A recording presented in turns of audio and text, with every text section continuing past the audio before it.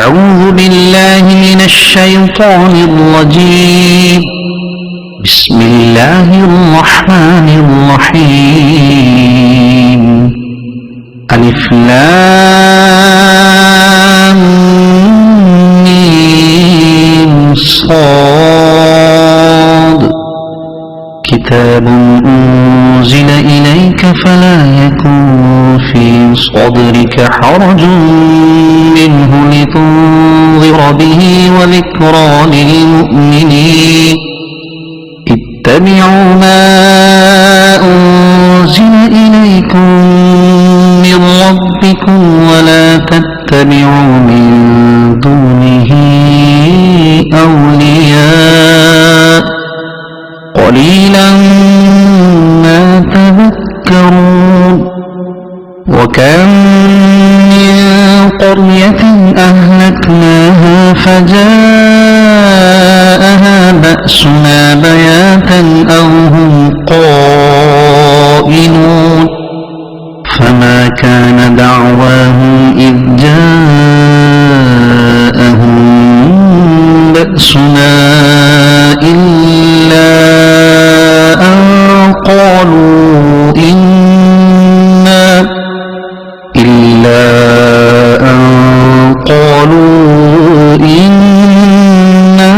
كنا ظالمين.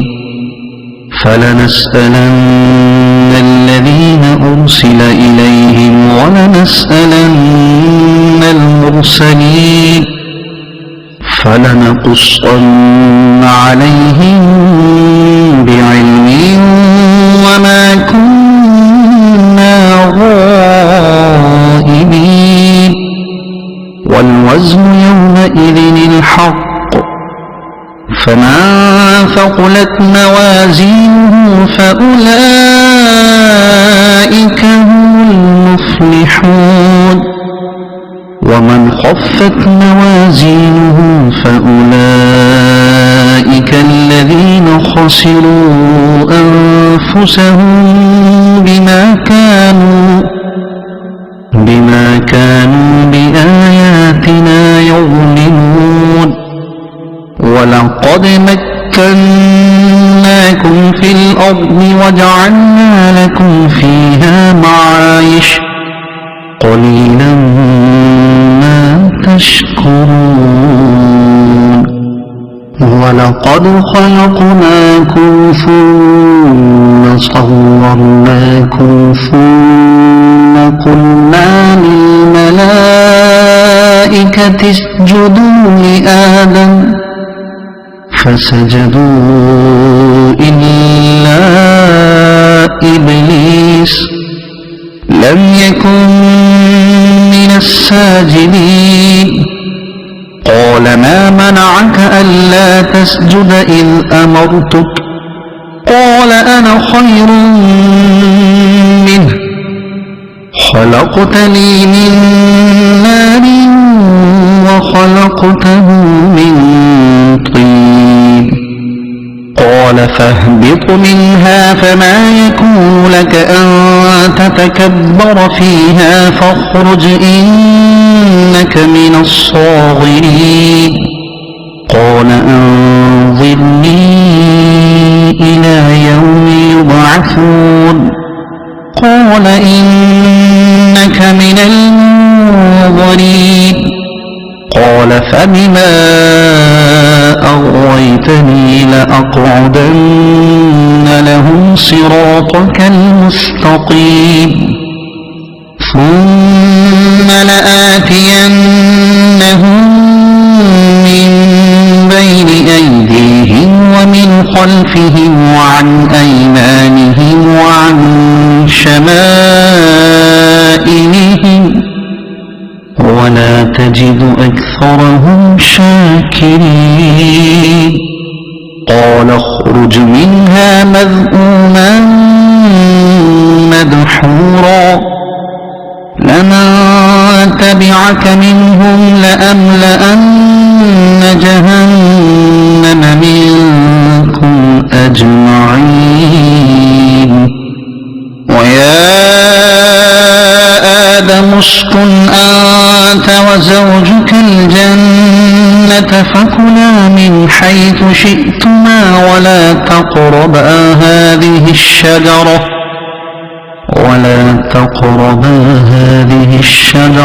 فتكونا من الظالمين فوسوس لهما الشيطان ليبدي لهما ما وري عنهما من سوآتهما وقال ما نهاكما ربكما عن هذه الشجرة إلا أن تكونا ملكين أو تكونا من الخالدين وقاسمهما إني لكما لمن الناصحين فدلاهما بغرور فلما ذاقا الشجرة بدت لهما سوآتهما وطفقا يخصفان عليهما من ورق الجنة وناداهما ربهما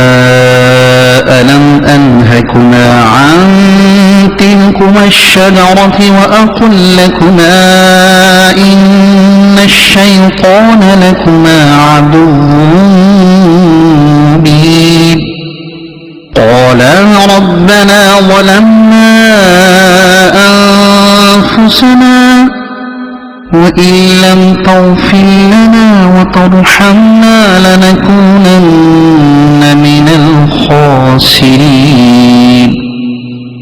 قال اهبطوا بعضكم لبعض عدو ولكم في الأرض مستقر ومتاع إلى حين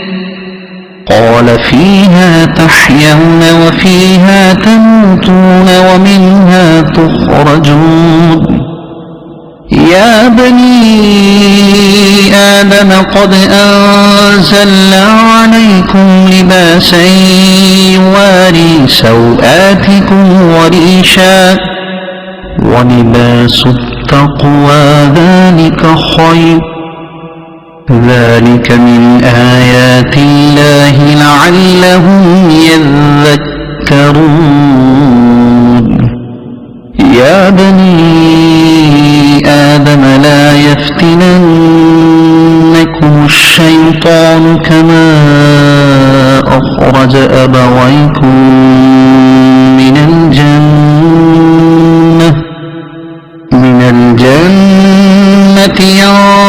ينزع عنهما لباسهما ليريهما سوآتهما إنه يراكم هو وقبيله من حيث لا ترونهم إنا جعلنا الشياطين أولياء للذين لا يؤمنون وإذا فعلوا فاحشة قالوا وجدنا عليها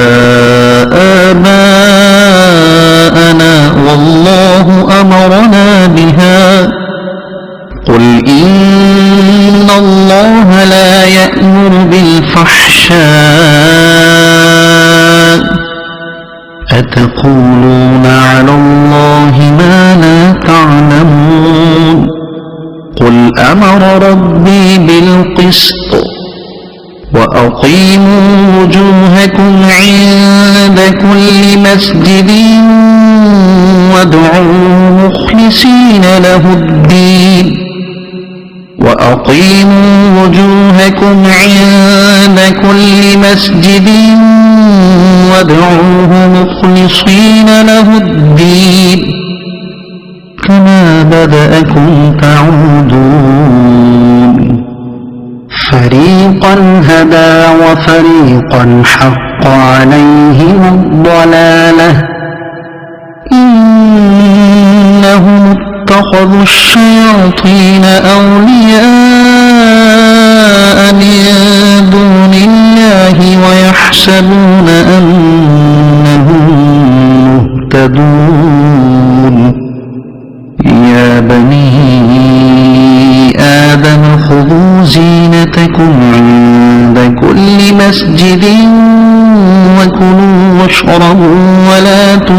تسرفوا إنه لا يحب المسرفين قل من حرم زينة الله التي أخرج لعباده والطيبات من الرزق قل هي للذين آمنوا في الحياة الدنيا خالصة يوم القيامة كذلك نفصل الآيات لقوم يعلمون قل إنما حرم ربي الفواحش ما ظهر منها وما بطن والإثم والبغي بغير الحق وأن تشركوا بالله ما لم ينزل به سلطانا وأن تقولوا على الله ما لا تعلمون ولكل أمة أجل فإذا جاء أجلهم لا يستأخرون ساعة ولا يستقدمون يا بني آدم إما يأتينكم رسل منكم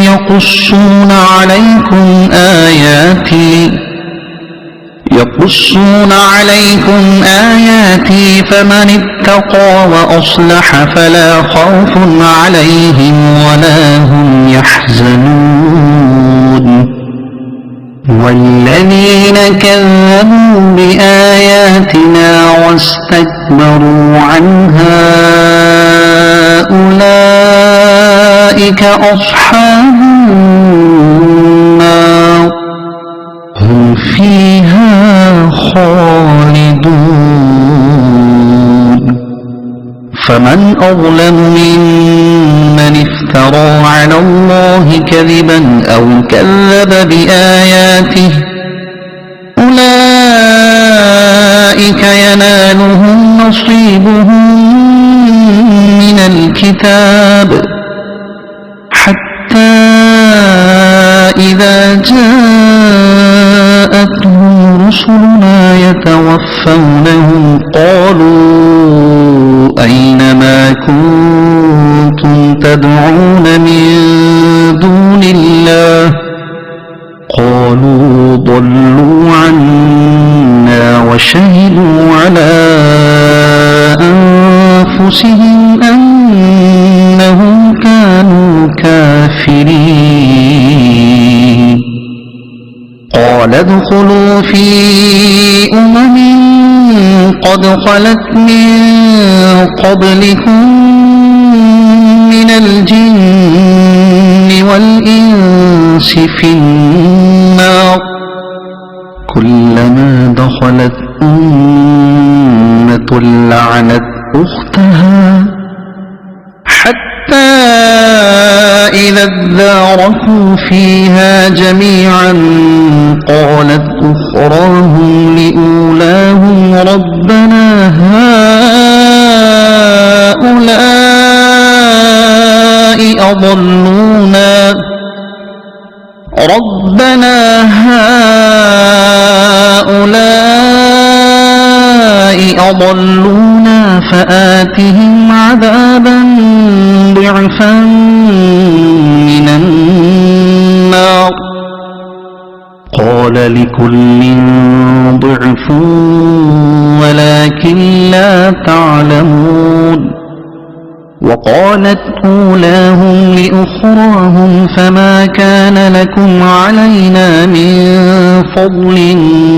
فذوقوا العذاب بما كنتم تكسبون إن الذين كذبوا بآياتنا واستكبروا عنها لا تفتح لهم أبواب السماء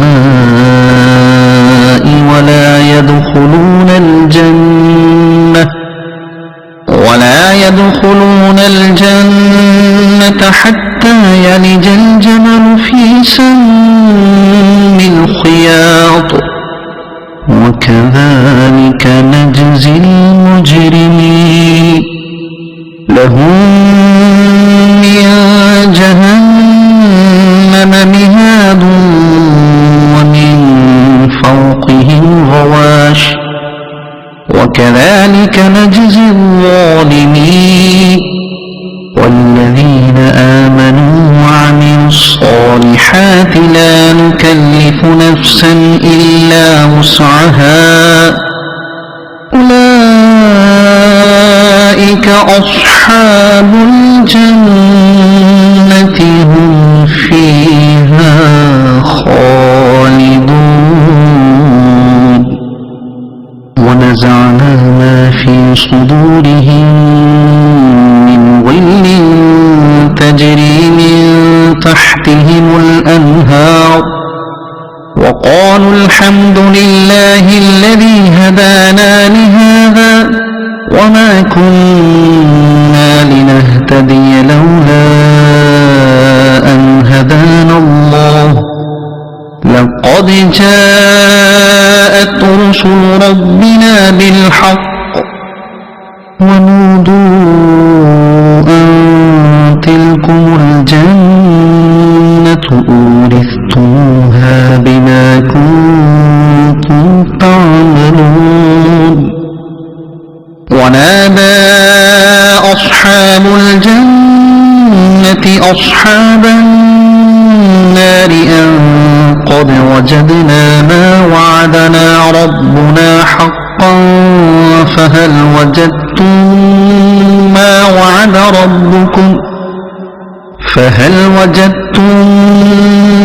وعد ربكم حقا قالوا نعم فأذن مؤذن بينهم اللعنة الله على الظالمين الذين يصدون عن سبيل الله ويبغونها عوجا وهم بالآخرة كافرون وبينهما حجاب وعلى الأعراف رجال يعرفون كلا بسيماهم ونادوا أصحاب الجنة أن سلام عليكم لم يدخلوها وهم يطمعون وإذا صرفت أبصارهم تلقاء أصحاب النار قالوا ربنا لا تجعلنا مع القوم الظالمين ونادى أصحاب الأعراف رجالا يعرفونهم بسيماهم قالوا ما أغنى عنكم جمعكم وما كنتم تستكبرون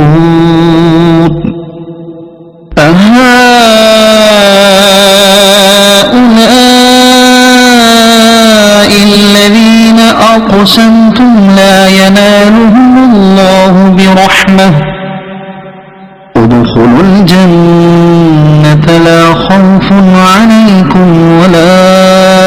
أنتم تحزنون ونادى أصحاب النار أصحاب الجنة أن أفيضوا علينا من الماء أو مما رزقكم الله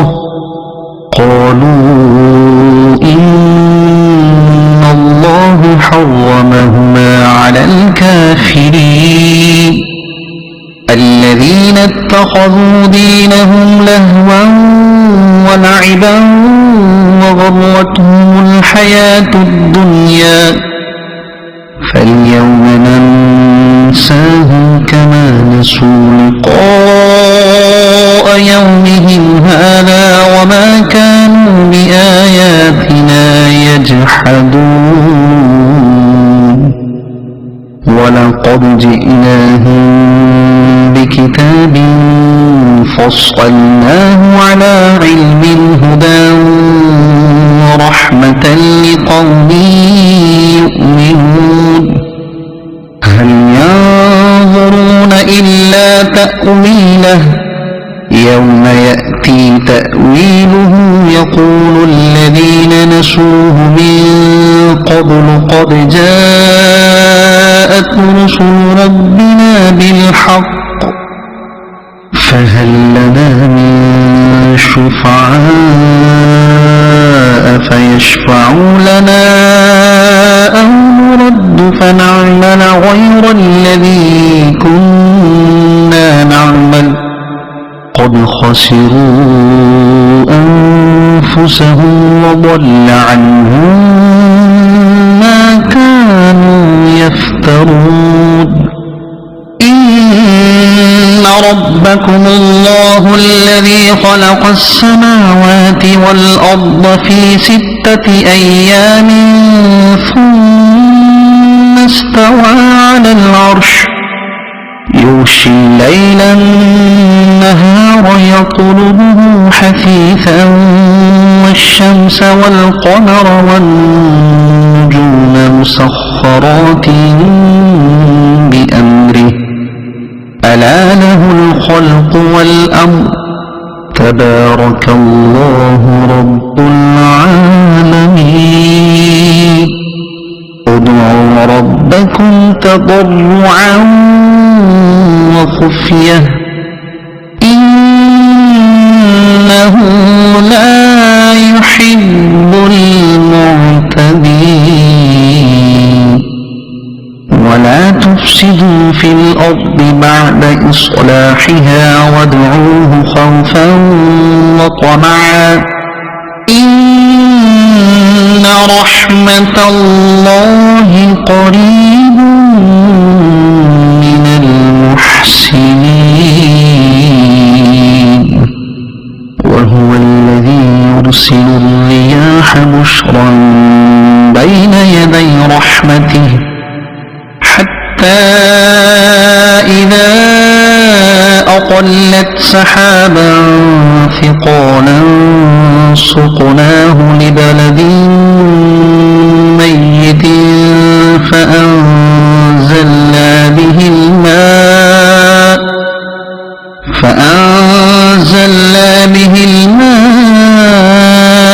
فأخرجنا به من كل الثمرات كذلك نخرج الموتى لعلكم تذكرون والبلد الطيب يخرج نباته بإذن ربه والذي خبث لا يخرج إلا نكدا كذلك نصرف الآيات لقوم يشكرون لقد أرسلنا نوحا إلى قومه فقال يا قوم اعبدوا الله ما لكم من إله غيره إني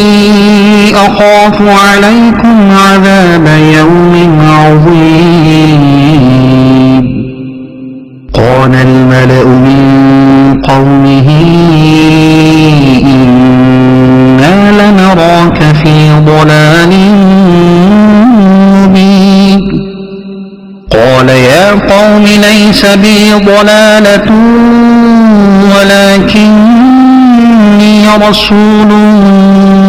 من رب العالمين أبلغكم رسالات ربي وأنصح لكم وأعلم من الله ما لا تعلمون أوعجبتم أن جاءكم ذكر من ربكم على رجل منكم لينذركم لينذركم ولتتقوا ولعلكم ترحمون فكذبوه فأنجيناه والذين معه في الفلك وأغرقنا الذين كذبوا بآياتنا إنهم كانوا قوما عمين وإلى عاد أخاهم هودا قال يا قوم اعبدوا الله ما لكم من إله غيره أفلا تتقون قال الملأ الذين كفروا من قومه إنا لنراك في سفاهة وإنا لنظنك من الكاذبين قال يا قوم ليس بي سفاهة ولكني رسول من رب العالمين أبلغكم رسالات ربي وأنا لكم ناصح أمين أوعجبتم أن جاءكم ذكر من ربكم على رجل منكم لينذركم واذكروا إذ جعلكم خلفاء من بعد قوم نوح وزادكم في الخلق بسطة فاذكروا آلاء الله لعلكم تفلحون قالوا أجئتنا لنعبد الله وحده ونذر ما كان يعبد آباؤنا فأتنا بما تعدنا إن كنت من الصادقين قال قد وقع عليكم من ربكم رجس وغضب أتجادلونني في أسماء سميتموها أنتم وآباؤكم ما نزل الله بها من سلطان فانتظروا إني معكم من المنتظرين فأنجيناه والذين معه برحمة منا وقطعنا دابر الذين كذبوا بآياتنا وما كانوا مؤمنين وإلى ثمود أخاهم صالحا قال يا قوم اعبدوا الله ما لكم من إله غيره قد جاءتكم بينة من ربكم هذه ناقة الله لكم آية فذروها تأكل في أرض الله ولا تمسوها بسوء فيأخذكم عذاب أليم واذكروا إذ جعلكم خلفاء من بعد عاد وبوأكم في الأرض تتخذون من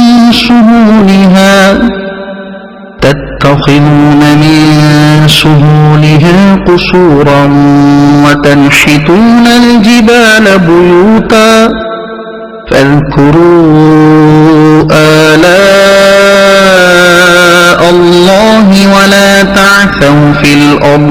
المفسدين قال الملأ الذين استكبروا من قومه للذين استضعفوا لمن آمن منهم أتعلمون أن صالحا مرسل من ربه قالوا إنا بما أرسل به مؤمنون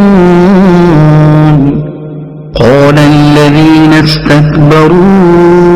إنا بالذي آمنتم به كافرون فعقروا الناقة وعتوا عن أمر ربهم وقالوا يا صالح ائتنا بما تعدنا إن كنت من المرسلين فأخذتهم الرجفة فأصبحوا في دارهم جاثمين فتولى عنهم وقال يا قوم لقد أبلغتكم رسالة ربي ونصحت لكم ولكن لا تحبون الناصحين ولوطا إذ قال لقومه أتأتون الفاحشة ما سبقكم بها من أحد من العالمين إنكم لتأتون الرجال شهوة من دون النساء بل أنتم قوم مسرفون وما كان جواب قومه إلا أن قالوا أخرجوهم من قريتكم إنهم أناس يتطهرون فأنجيناه وأهله إلا امرأته كانت من الغابرين وأمطرنا عليهم مطرا فانظر كيف كان عاقبة المجرمين وإلى مدين أخاهم شعيبا قال يا قوم اعبدوا الله ما لكم من إله غيره قد جاءتكم بينة من ربكم فأوفوا الكيل والميزان ولا تبخسوا الناس أشياءهم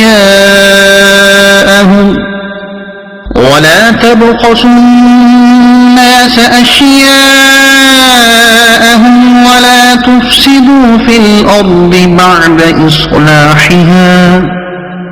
ذلكم خير لكم إن كنتم مؤمنين ولا تقعدوا بكل صراط توعدون وتصدون عن سبيل الله من آمن به وتبغونها عوجا واذكروا إذ كنتم قليلا فكثركم وانظروا كيف كان عاقبة المفسدين وإن كان طائفة منكم آمنوا بالذي أرسلت به وطائفة لم يؤمنوا فاصبروا حتى يحكم الله بيننا وهو خير الحاكمين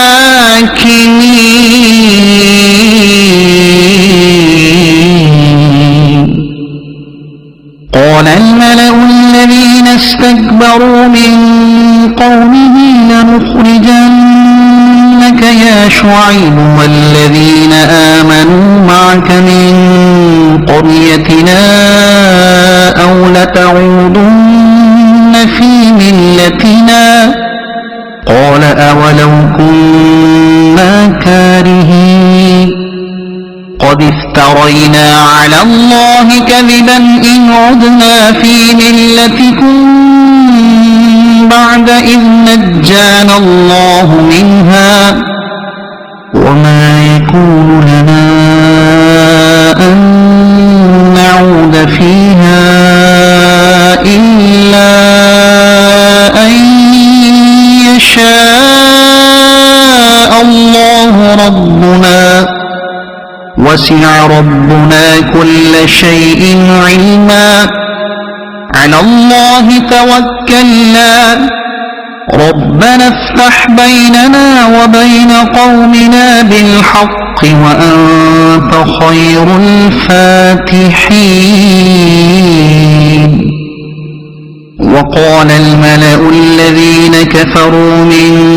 قومه لئن اتبعتم شعيبا إنكم إذا لخاسرون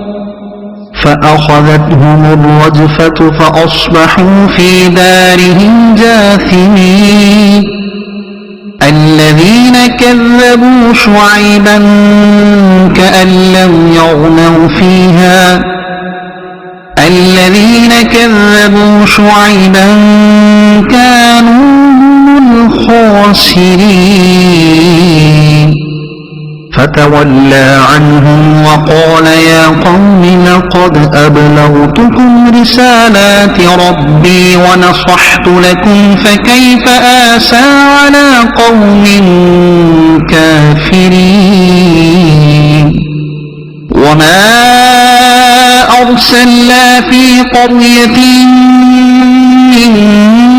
نبي إلا أخذنا أهلها بالبأساء والضراء لعلهم يضرعون ثم بدلنا مكان السيئة الحسنة حتى عفوا وقالوا قد مس آباءنا الضراء والسراء فأخذناهم بغتة وهم لا يشعرون ولو أن أهل القرى آمنوا واتقوا لفتحنا عليهم بركات من السماء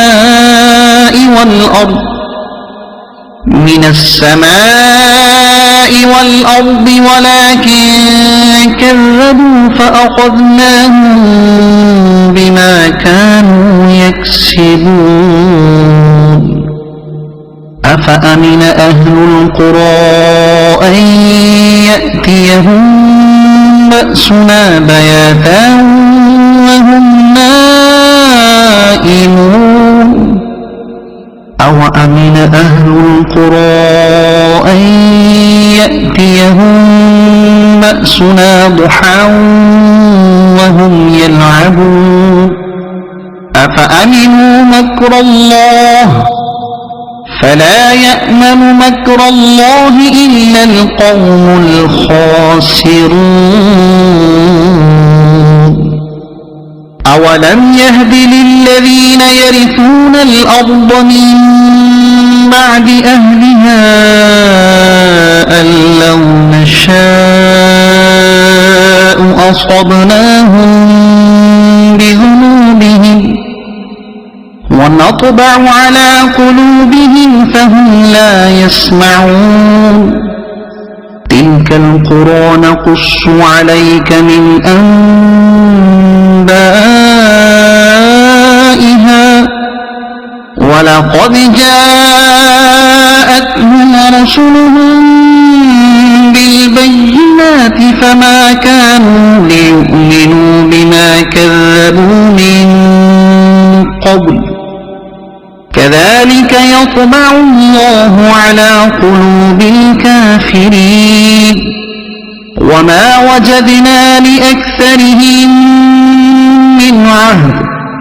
وإن وجدنا أكثرهم لفاسقين ثم بعثنا من بعدهم موسى بآياتنا إلى فرعون وملئه فظلموا بها فانظر كيف كان عاقبة المفسدين وقال موسى يا فرعون إني رسول من رب العالمين حقيق على أن لا أقول على الله إلا الحق قد جئتكم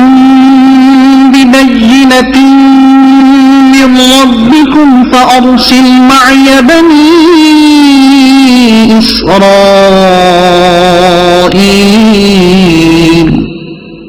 قال إن كنت جئت بآية فأت بها إن كنت من الصادقين فألقى عصاه فإذا هي ثعبان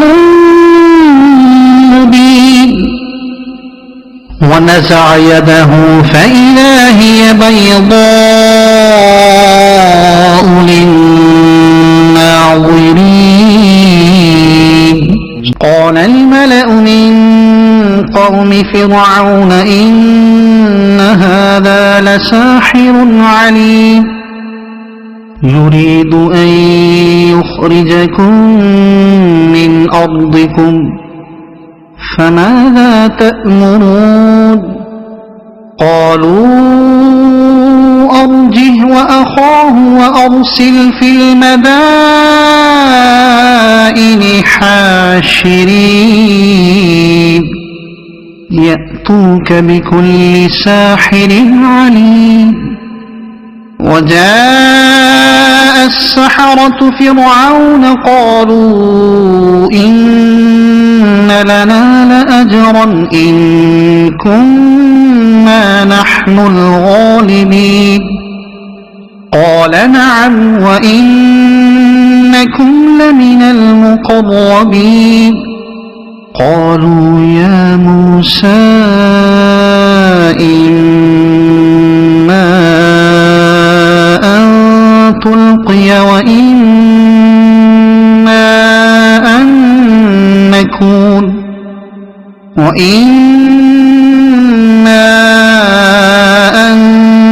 نكون نحن الملقين قال ألقوا فلما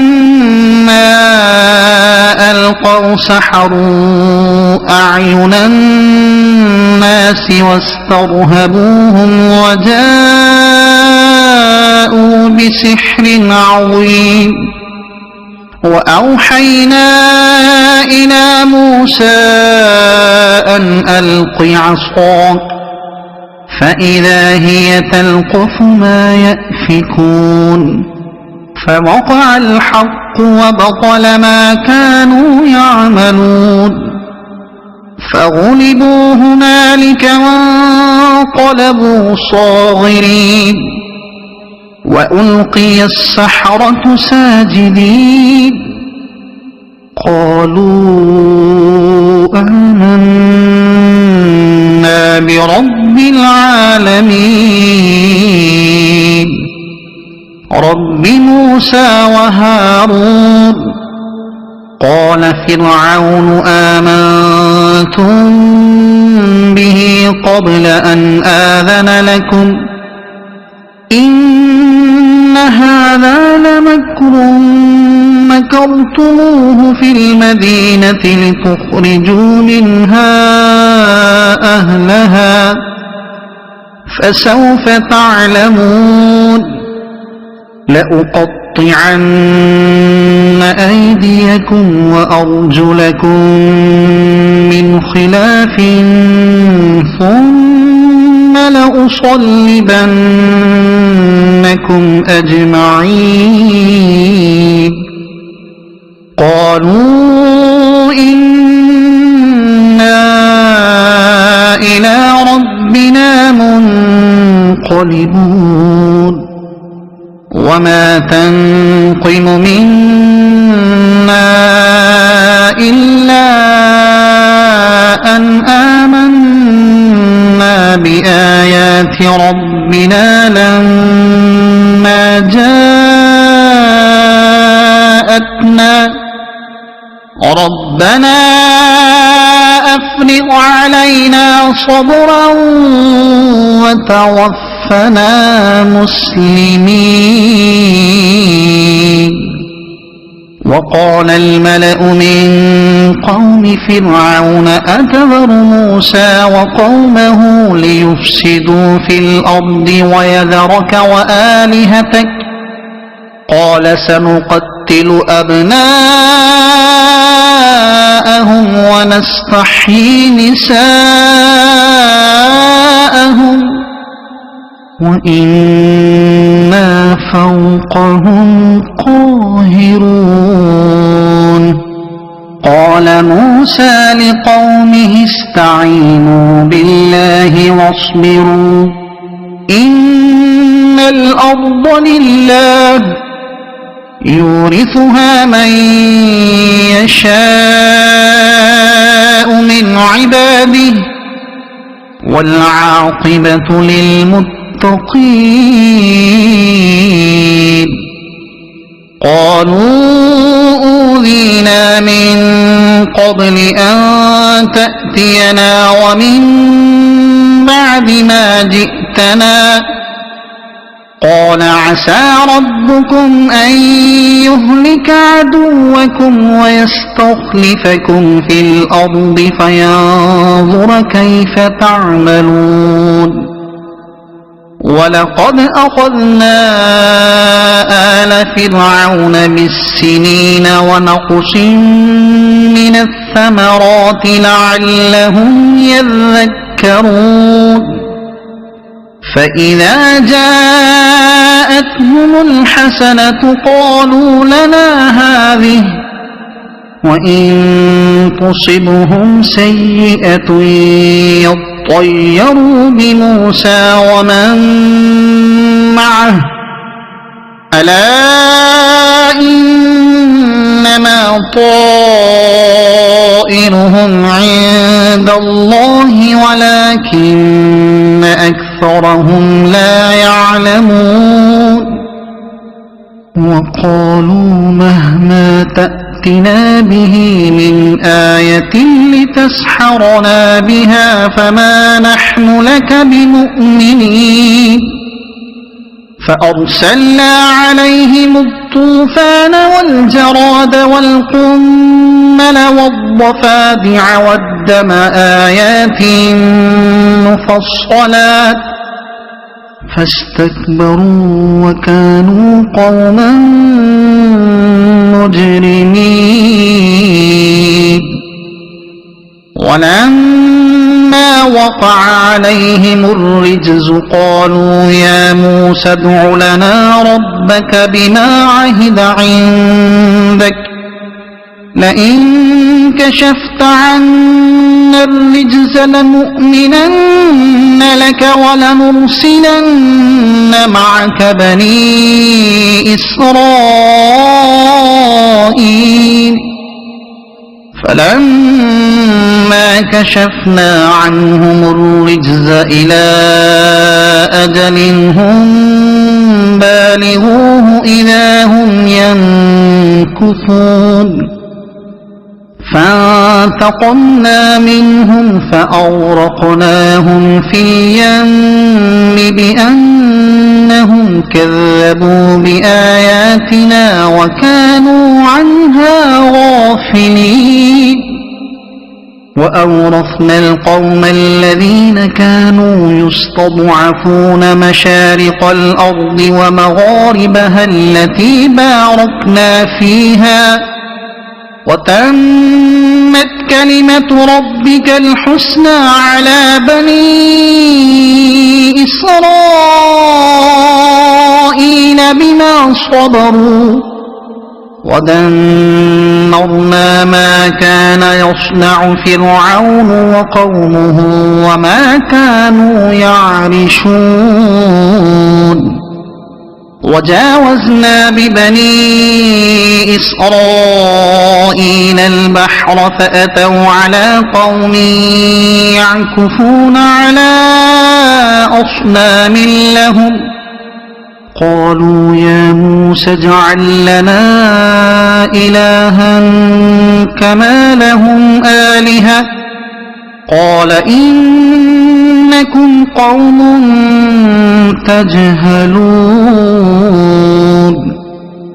إن هؤلاء متبر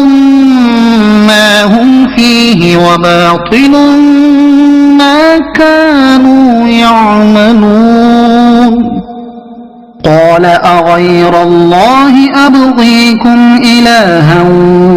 وهو فضلكم على العالمين وإذ أنجيناكم من آل فرعون يسومونكم سوء العذاب يقتلون أبناءكم ويستحيون نساءكم وفي ذلكم بلاء من ربكم عظيم وواعدنا موسى 30 ليلة وأتممناها ب10 فتم ميقات ربه 40 ليلة وقال موسى لأخيه هارون اخلفني في قومي وأصلح ولا تتبع سبيل المفسدين ولما جاء موسى لميقاتنا وكلمه ربه قال رب أرني أنظر إليك قال لن تراني ولكن انظر إلى الجبل فإن استقر مكانه فسوف تراني فلما تجلى ربه للجبل جعله دكا وخر موسى صعقا فلما أفاق قال سبحانك تبت إليك وأنا أول المؤمنين قال يا موسى إني اصطفيتك على الناس برسالاتي وبكلامي فخذ ما آتيتك وكن من الشاكرين وكتبنا له في الألواح من كل شيء موعظة وتفصيلا لكل شيء فخذها بقوة وأمر قومك يأخذوا بأحسنها سأريكم دار الفاسقين سأصرف عن آياتي الذين يتكبرون في الأرض بغير الحق وإن يروا كل آية لا يؤمنوا بها وإن يروا سبيل الرشد لا يتخذوه سبيلا وإن يروا سبيل الغي يتخذوه سبيلا ذلك بأنهم كذبوا بآياتنا وكانوا عنها غافلين والذين كذبوا بآياتنا ولقاء الآخرة الآخرة حبطت أعمالهم هل يجزون إلا ما كانوا يعملون واتخذ قوم موسى من بعده من حليهم عجلا جسدا له خوار ألم يروا أنه لا يكلمهم ولا يهديهم سبيلا اتخذوه وكانوا ظالمين ولما سقط في أيديهم ورأوا أنهم قد ضلوا قالوا لئن لم يرحمنا ربنا ويغفر لنا لنكونن من الخاسرين ولما رجع موسى إلى قومه غضبان أسفا قال بئس ما خلفتموني من بعدي أعجلتم أمر ربكم وألقى الألواح وأخذ برأس أخيه يجره إليه قال ابن أم إن القوم استضعفوني وكادوا يقتلونني فلا تشمت بي الأعداء ولا تجعلني مع القوم الظالمين قال رب اغفر لي ولأخي وأدخلنا في رحمتك وأنت أرحم الراحمين إن الذين اتخذوا العجل سينالهم غضب من ربهم وذلة في الحياة الدنيا وكذلك نجزي المفترين والذين عملوا السيئات ثم تابوا من بعدها وآمنوا إن ربك من بعدها لغفور رحيم ولما سكت عن موسى الغضب أخذ الألواح وفي نسختها هدى ورحمة للذين هم لربهم يرهبون واختار موسى قومه 70 رجلا لميقاتنا فلما أخذتهم الرجفة قال رب لو شئت أهلكتهم من قبل وإياي أتهلكنا بما فعل السفهاء منا إن هي إلا فتنتك تضل بها من تشاء وتهدي من تشاء أنت ولينا فاغفر لنا وارحمنا وأنت خير الغافرين واكتب لنا في هذه الدنيا حسنة وفي الآخرة إنا هدنا إليك قال عذابي أصيب به من أشاء ورحمتي وسعت كل شيء فسأكتبها للذين يتقون ويؤتون الزكاة والذين هم بآياتنا يؤمنون الذين يتبعون الرسول النبي الأمي الذي يجدونه مكتوبا عندهم في التوراة والإنجيل يأمرهم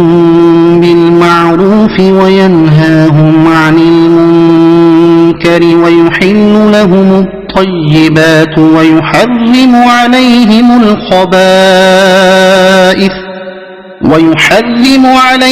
الخبائث ويضع عنهم إصرهم والأغلال التي كانت عليهم فالذين آمنوا به وعزروه ونصروه واتبعوا النور الذي أنزل معه أولئك هم المفلحون قل يا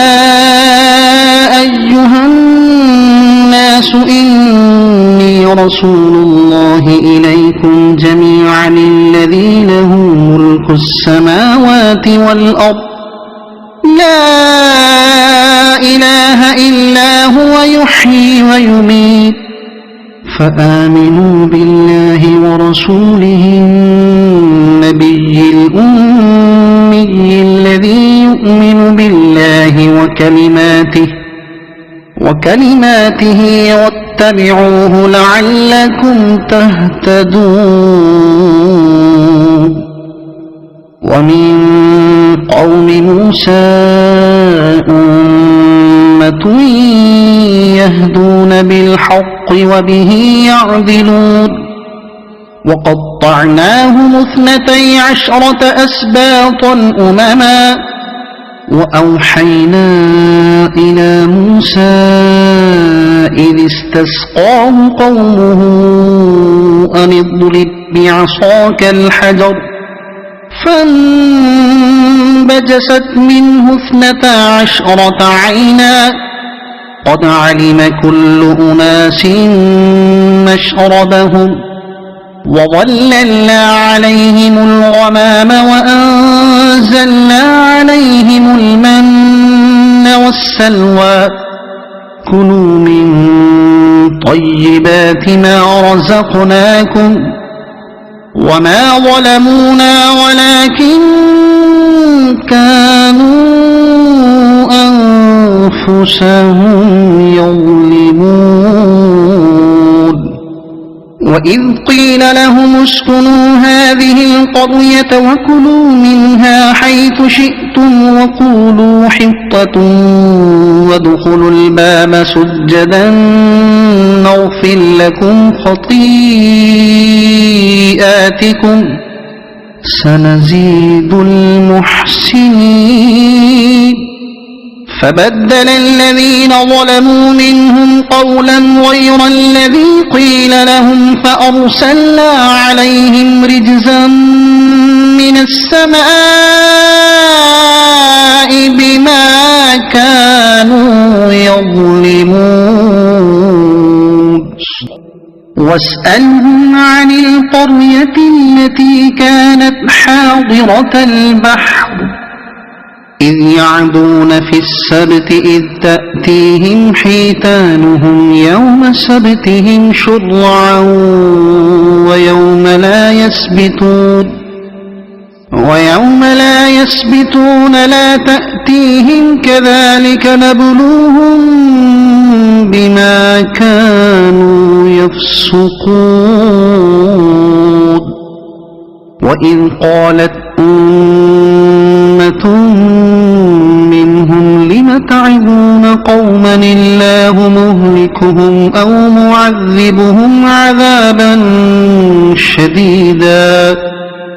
قالوا معذرة إلى ربكم ولعلهم يتقون فلما نسوا ما ذكروا به أنجينا الذين ينهون عن السوء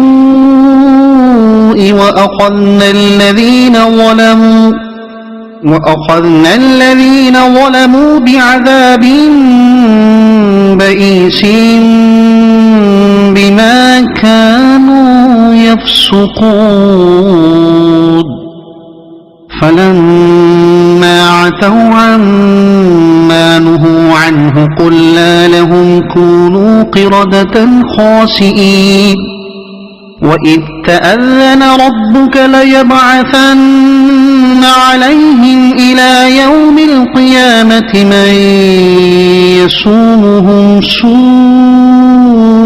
العذاب إن ربك لسريع العقاب وإنه لغفور رحيم وقطعناهم في الأرض أمما منهم الصالحون ومنهم دون ذلك وبلوناهم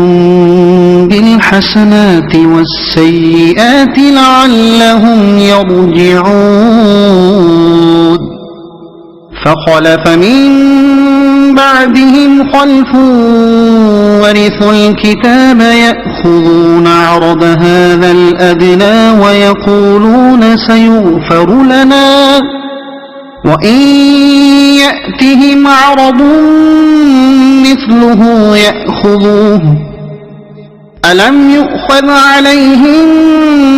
ميثاق الكتاب ألا يقولوا على الله إلا الحق ودرسوا ما فيه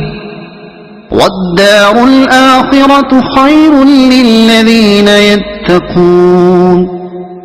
أفلا تعقلون والذين يمسكون بالكتاب وأقاموا الصلاة إنا لا نضيع أجر المصلحين وإذ نتقنا الجبل فوقهم كأنه ظلة وظنوا أنه واقع بهم خذوا ما آتيناكم بقوة واذكروا ما فيه لعلكم تتقون وإذ أخذ ربك من بني آدم من ظهورهم ذريتهم وأشهدهم على أنفسهم ألست بربكم قالوا بلى شهدنا أن تقولوا يوم القيامة إنا كنا عن هذا غافلين أو تقولوا إنما أشرك آباؤنا من قبل وكنا ذرية من بعدهم أفتهلكنا بما فعل المبطلون وكذلك نفصل الآيات ولعلهم يرجعون واتل عليهم نبأ الذي آتيناه آياتنا فانسلخ منها فأتبعه الشيطان فكان من الغاوين ولو شئنا لرفعناه بها ولكنه أخلد إلى الأرض واتبع هواه فمثله كمثل الكلب إن تحمل عليه يلهث أو تتركه يلهث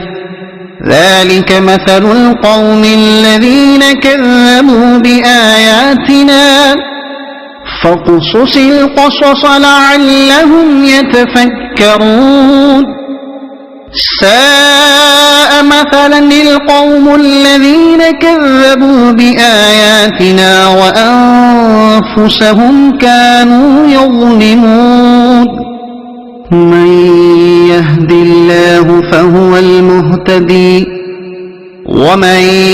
يضلل فأولئك هم الخاسرون ولقد ذرأنا لجهنم كثيرا من الجن والإنس لهم قلوب لا يفقهون يفقهون بها ولهم أعين لا يبصرون بها ولهم آذان لا يسمعون بها أولئك كالأنعام بل هم أضل أولئك هم الغافلون ولله الأسماء الحسنى فادعوه بها وذروا الذين يلحدون في أسمائه سيجزون ما كانوا يعملون وممن خلقنا أمة يهدون بالحق وبه يعدلون والذين كذبوا بآياتنا سنستدرجهم من حيث لا يعلمون وأملي لهم إن كيدي متين أولم يتفكروا ما بصاحبهم من جنة إن هو إلا نذير مبين أولم ينظروا في ملكوت السماوات والأرض وما خلق الله من شيء وأن عسى أن يكون قد اقترب أجلهم فبأي حديث بعده يؤمنون من يضلل الله فلا هادي له ويذرهم في طغيانهم يعمهون يسألونك عن الساعة أيان مرساها قل إنما علمها عند ربي لا يجليها لوقتها إلا هو ثقلت في السماوات والأرض لا تأتيكم إلا بغتة يسألونك كأنك حفي عنها قل إنما علمها عند الله ولكن أكثر الناس لا يعلمون قل لا أملك لنفسي نفعا ولا ضرا إلا ما شاء الله ولو كنت أعلم الغيب لاستكثرت من الخير وما مسني السوء إن أنا إلا نذير وبشير لقوم يؤمنون هو الذي خلقكم من نفس واحدة وجعل منها زوجها ليسكن إليها فلما تغشاها حملت حملا خفيفا فمرت به فلما أثقلت دعوا الله ربهما لئن آتيتنا صالحا لنكونن من الشاكرين فلما آتاهما صالحا جعلا له شركاء فيما آتاهما فتعالى الله عما يشركون أيشركون ما لا يخلق شيئا وهم يخلقون ولا يستطيعون لهم نصرا ولا أنفسهم ينصرون وإن تدعوهم إلى الهدى لا يتبعوكم سواء عليكم أدعوتموهم أم أنتم صامتون إن الذين تدعون من دون الله عباد أمثالكم فادعوهم فليستجيبوا لكم إن كنتم صادقين ألهم أرجل يمشون بها أم لهم أيدي يبطشون بها أم لهم أعين يبصرون بها